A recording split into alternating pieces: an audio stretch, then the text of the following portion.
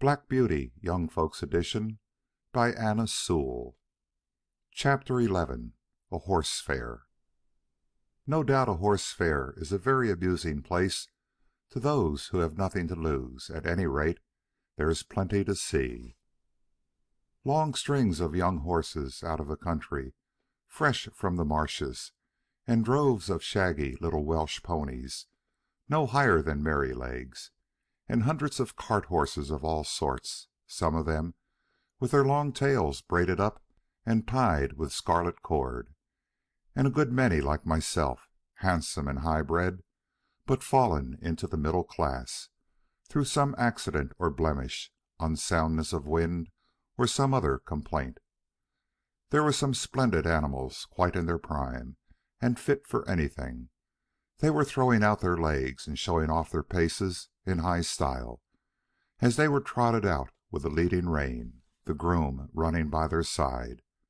But round in the background there were a number of poor things, sadly broken down with hard work, with their knees knuckling over and their hind legs swinging out at every step.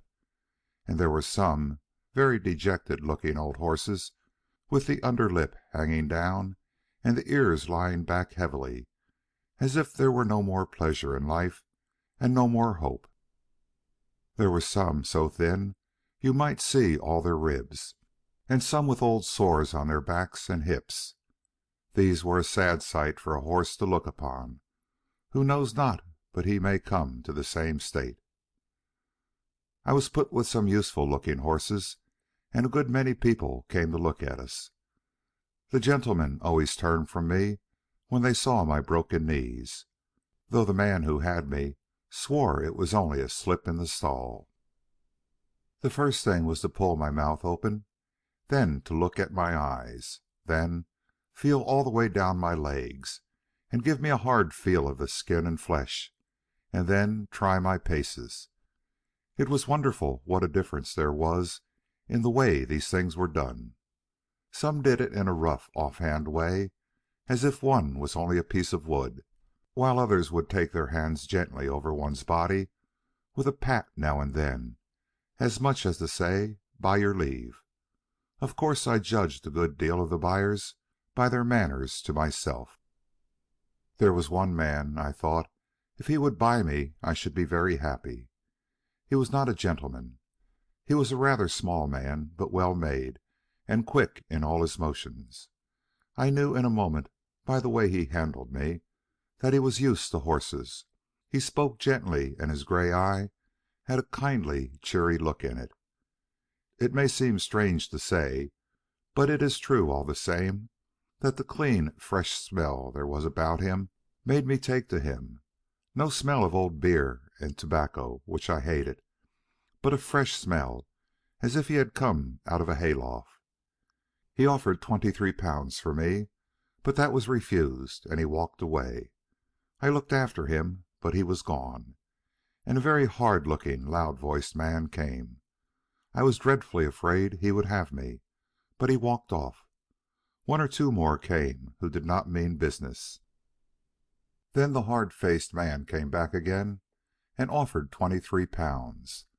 A very close bargain was being driven, for my salesman began to think he should not get all he asked, and must come down. But just then the gray-eyed man came back again. I could not help reaching out my head toward him. He stroked my face kindly. "Well, old chap," he said, "I think we should suit each other. I'll give 24 for him." "Say 25, and you shall have him." "24 then," said my friend in a very decided tone, "and not another sixpence. Yes or no?" "Done," said the salesman, "and you may depend upon it there's a monstrous deal of quality in that horse, and if you want him for cab work, he's a bargain." The money was paid on the spot, and my new master took my halter and led me out of the fair to an inn, where he had a saddle and bridle ready.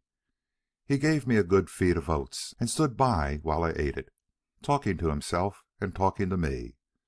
Half an hour after, we were on our way to London, through pleasant lanes and country roads, until we came into the great thoroughfare, on which we travelled steadily, till in the twilight we reached the great city. The gas lamps were already lighted. There were streets and streets crossing each other for mile upon mile. I thought we should never come to the end of them. At last, in passing through one, we came to a long cab stand, where my rider called out in a cheery voice, "Good night, Governor."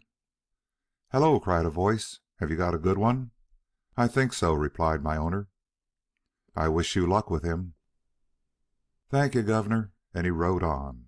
We soon turned up one of the side streets, and about halfway up that we turned into a very narrow street, with rather poor looking houses on one side, and what seemed to be coach houses and stables on the other. My owner pulled up at one of the houses and whistled. The door flew open, and a young woman, followed by a little girl and boy, ran out. There was a very lively greeting as my rider dismounted.